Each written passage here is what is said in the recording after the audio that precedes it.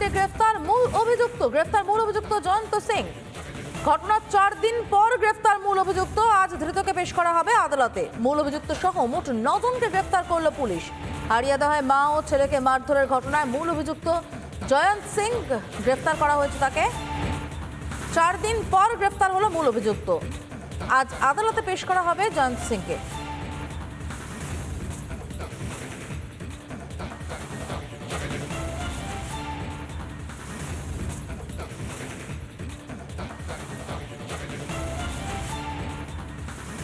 আসছে দেয়ালোকে বার্থডে পার্টিতে কেক খাওয়া হচ্ছে, ও মদন মিত্রর সঙ্গে গল্প করছে। যখন লাস্ট টাইম গুলি চালাবার সময় অ্যারেস্ট হয়েছিল তখন তাকে বাড়ি থেকে খাওয়া পাঠাতো মদন মিত্র। এই পুলিশের কোনো কাজ আছে? না, এই তো মিডিয়ার জন্যে বাংলা মানুষ বেঁচে আছে।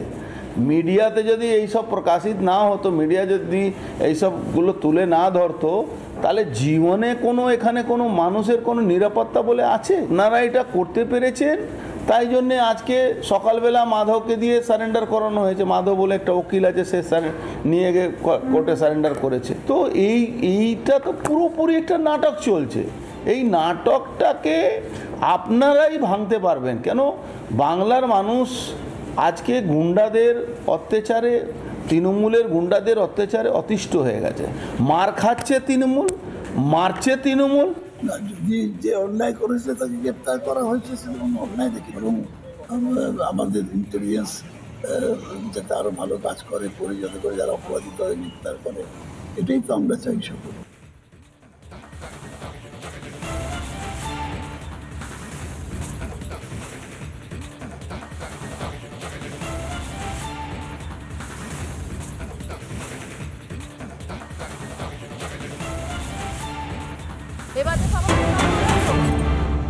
দেশের অপরাধ সংক্রান্ত আইনে আমূল বদল। নতুন আইনে শারীরিকভাবে থানায় যাওয়ার প্রয়োজন কমে গেল। ন্যায় সংহিতা জনতার জন্য বৈপ্লবিক পরিবর্তন। আরো একবার জানিয়ে রাখতে চাইব, দেশের অপরাধ সংক্রান্ত আইনে আমূল বদল।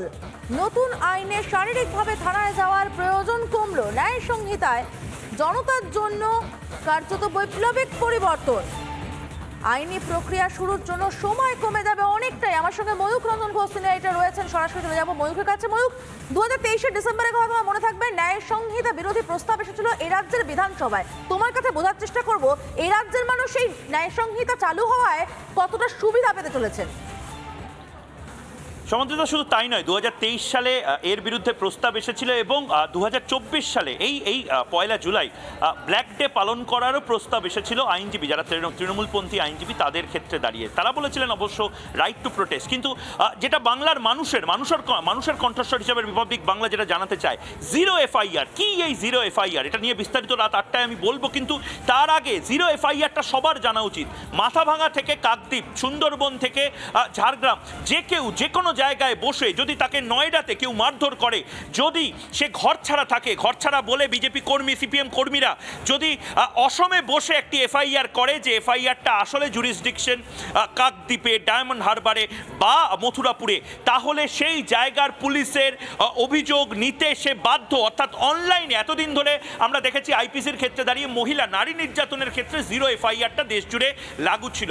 কিন্তু এখন যে কেউ যে কোনো বিষয়, অর্থাৎ জমি সংক্রান্ত বিবাদ, হিংসার বিষয়, ঘর ছাড়া মানুষজন, খুন হয়ে যাওয়া, পালিয়ে বাঁচা, সমস্ত ক্ষেত্রে জিরো এফআইআর নেওয়াটা অত্যন্ত সহজ হয়ে গেছে। আমি এবং তুমি আরও বিস্তারিতভাবে জানার জন্য একবার এই মুহূর্তে টেলিফোন লাইনে বিভিন্ন আইনজীবীরা রয়েছেন, তাদের থেকে জানার চেষ্টা করবো। অনির্বাণ গোটাকরতা এই মুহূর্তে রয়েছেন। অনির্বাণ বাবু, যদি একটু সহজভাবে বোঝান যে গোটা দেশে যে কোনো আইনের যে কোনো অপরাধের ক্ষেত্রে এখন জিরো এফআইআর করা যাবে।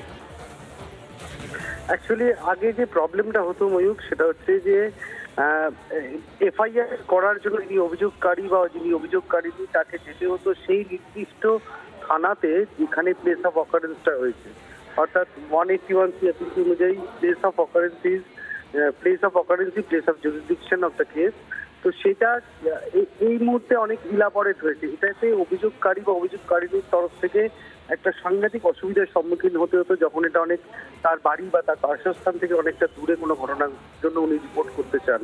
তো লোধা কমিশন প্রথমেই এইটাকে এই পার্টিকুলার দেন, প্রস্তাব পেশ করেন যে এইখানে এই জিরো এফআইআরটা প্রথম দিকে আমি বলে রাখি খালি এই ভদ্রমহিলা যারা অভিযোগকারী ছিলেন কোনো সেক্সুয়াল অফেন্সের ক্ষেত্রে বা যাদের যাকে বলে সার্ভাইভার তাদের জন্যই কিন্তু প্রস্তাবিত হয়েছিল। একদম অনির্বাণ বাবু, আমি এটা নিয়ে আরো বিস্তারিত জবাব চাই বাংলা রাত 8টায় করবো, কিন্তু এই মুহূর্তে সুদীপ্ত দাশগুপ্ত আমাদের সাথে টেলিফোন লাইনে রয়েছেন। সুদীপ্ত বাবু, বহু ঘর ছাড়া মানুষজন বিভিন্ন রাজনৈতিক হিংসার শিকার, তারা বিভিন্ন রাজ্যে হয়তো পালিয়ে গেছেন, কিন্তু তারা নিজেদের নির্দিষ্ট জায়গা ভোটের সময় যেখানে যেখানে অত্যাচার হয়েছিল, তাহলে তো তাদের ক্ষেত্রে এই যে এফআইআর নেব না এই সিনড্রোমটা বাংলাতে আছে, সেইটা তার মানে অনেকটা কমবে এখানে। দেখুন, আশা করা যাচ্ছে যখন আমি অনলাইনে অভিযোগ জানাতে পারবো, এই পুলিশ স্টেশনে গিয়ে ফিজিক্যালি এফআইআর দিয়ে ভয় দেখানো হয়তো আর পুলিশ পারবে না, কারণ আমি ফিজিক্যালি আর যাওয়ার দরকার নেই, আমি অনলাইনে যেতে পারবো। এতে যে পুলিশের যে একটা ক্ষমতা ছিল আমি এফআইআর নেবো না, আমি হ্যারাস করবো, সেটা কমবে। আবার অন্য দিক থেকে এটাও আছে যে অনলাইনে করার পরে কিন্তু সে আমায় পুলিশ স্টেশনে যেতে হবে। এবার বিষয়টা দেখার যেটা, তখনও যদি পুলিশ ভয় দেখায়, পুলিশের বিরুদ্ধে কি ব্যবস্থা নেওয়া হবে। কিন্তু এখন পশ্চিমবঙ্গের যে অবস্থা, আপনাকে আমি এটা বলতে পারি, এখন পুলিশ কোনো এফআইআরই নেয় না।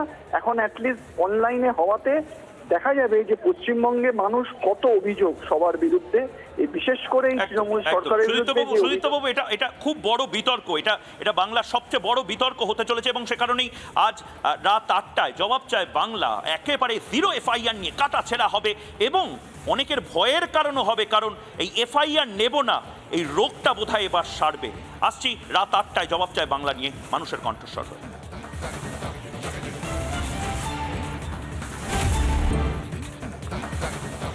এই মুহূর্তে যে খবর আমরা নজর রাখবো, সবংয়ের খবর। সবংয়ে চাষের জমিতে জল ঢুকিয়ে, নোনা জল ঢুকিয়ে ভেড়ি বানিয়ে দেওয়া হয়েছে।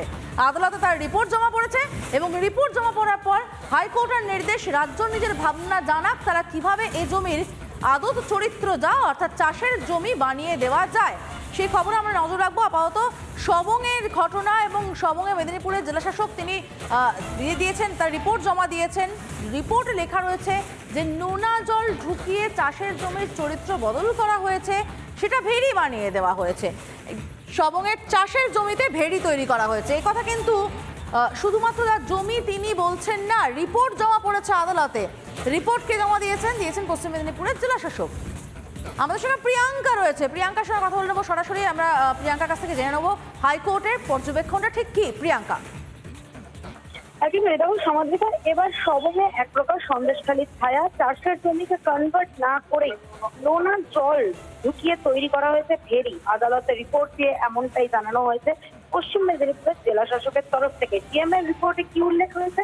ডিএমএর রিপোর্টে উল্লেখ রয়েছে এসডিও সেখানে, অর্থাৎ সেই ভেড়ির ওখানে, সেই চাষের জমির ওখানে, সবংয়ে যেটি অবস্থিত, একটি অনুসন্ধান দল পাঠানো হয়েছে, এবং দেখা গেছে সেই জমিতে মাছ চাষের কার্যকলাপ চলছে।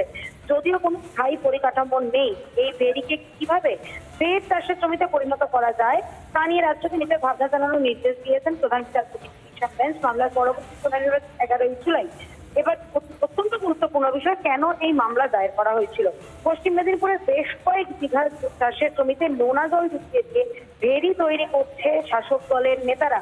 থানায় অভিযোগ জানালে পুলিশ কোনো ব্যবস্থা না নেওয়ায় আদালতে দায়ের হয়েছিল জনস্বার্থ মামলা, এবং সেই মামলাতেই এই নির্দেশ উঠে এসেছে কলকাতা হাইকোর্টের প্রধান বিচারপতি কৃষ্ণ বেঞ্চের তরফ থেকে। সমাজ। ধন্যবাদ প্রিয়াঙ্কা।